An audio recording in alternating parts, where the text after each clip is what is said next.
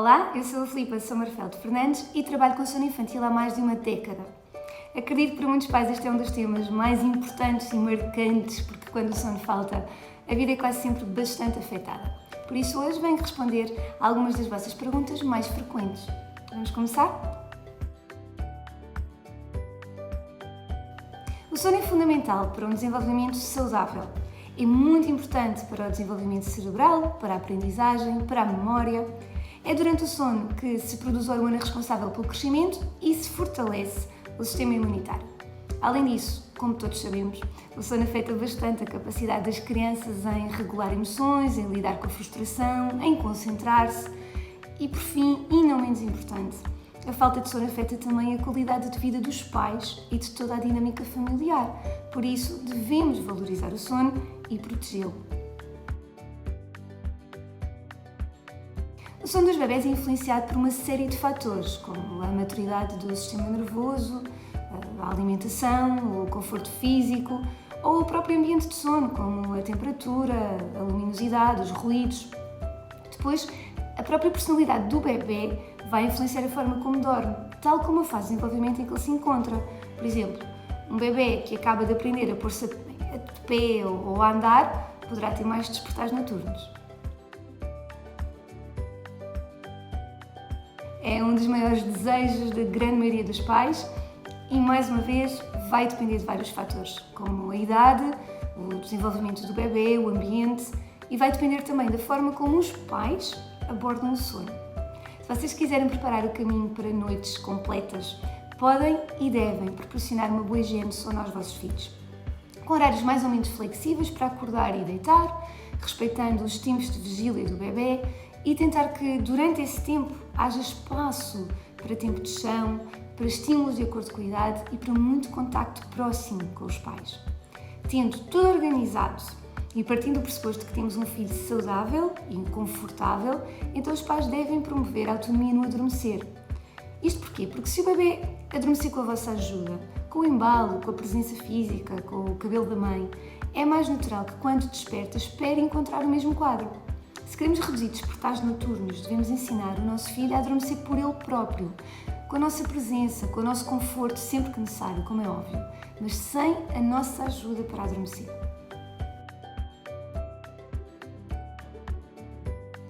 Na maioria das vezes não. O sono é só o deitar a cabeça na almofada e fechar os olhos. Isso funciona da mesma forma nos adultos. Se estivermos mais ansiosos ou nervosos ou mais contentes e excitados, há normalmente uma repercussão no sono. E nos bebés e nas crianças passa-se o mesmo. Se estão em momentos de enormes ganhos motores ou cognitivos, é natural que o sono se desorganize. A coisa boa de termos o sono do nosso filho estruturado é que depois destas fases eles conseguem naturalmente ajustar-se de novo.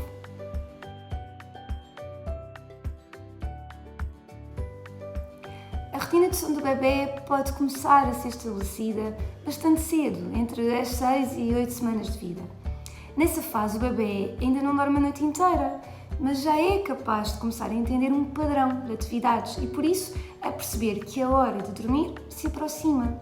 Podemos por isso criar o nosso ritual de dia, aquele ritual do final do dia, por exemplo, um banho, se for um momento tranquilo e prazeroso para o bebê, pode ser um excelente momento para fechar o dia e para se transformar numa rotina de sono.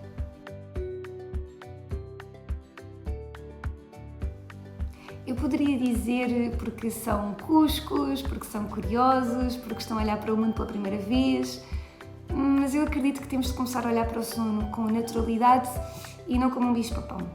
Dormir é essencial à sobrevivência, como é comer. E hoje em dia pinta-se o sono das crianças com cores que não são realistas. Como se fosse algo profundamente dependente, como se fosse algo que devemos recear por não saber fazer bem, algo que se não soubermos fazer bem pode ter um impacto terrível no futuro desenvolvimento dos nossos filhos. E não é bem assim. O sono é fisiológico, é natural e é essencial e deve ser encarado com alguma leveza. Aliás, se fosse algo tão difícil, estaríamos provavelmente extintos enquanto espécie. Os bebés conseguem dormir, precisam de dormir e os pais também. E o sono não é difícil na maioria das vezes, eu acho é que nós temos medo dele.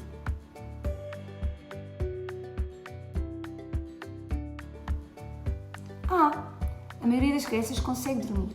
Estão fisicamente confortáveis, são neurologicamente competentes para o fazer, mas de facto há algumas crianças que têm dificuldade em fazê-lo bem, seja porque não respiram bem, seja porque têm alguma alergia alimentar que não foi ainda identificada, seja por problemas nos ouvidos, seja por questões de neurodesenvolvimento.